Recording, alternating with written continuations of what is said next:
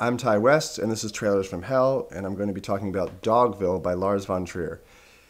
As an audience, I think this movie is a spectacular film and a very unique experience. But as a filmmaker, I think this is one of the most important films in the past 20 years.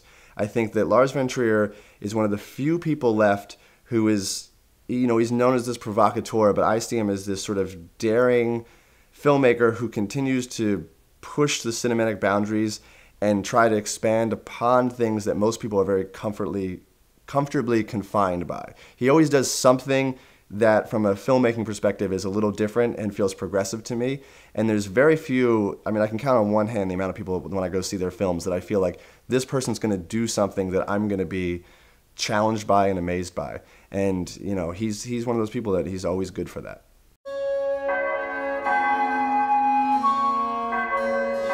I see a beautiful little town in the midst of magnificent mountains.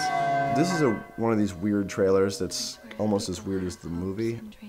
This movie I saw when I moved to New York and went to film school in New York, and I saw this movie in the theater.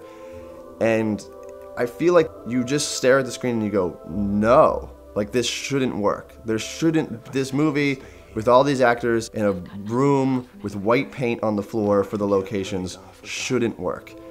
And yet, not only does it work, it's this incredibly emotionally devastating movie.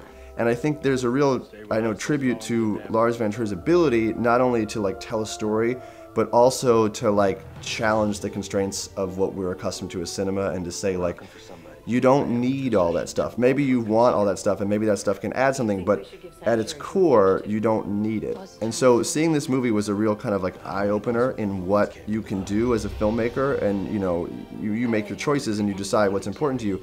But this movie strips everything away to its bare bones and is just it's an incredible experience, I think, to see it. And I remember being really moved by it in the theater. And you could say that he went on a trend of making these sort of digital video, low production value type movies. But if you go back and look at his early films, like Element of Crime, it's he did some of the most cinematic films that I've ever seen. So it wasn't that he was doing this because he didn't know how to do the other thing. It was a choice to do this. And I think that choice is what makes it so exciting, and to see that he is making choices is what makes him such an exciting filmmaker.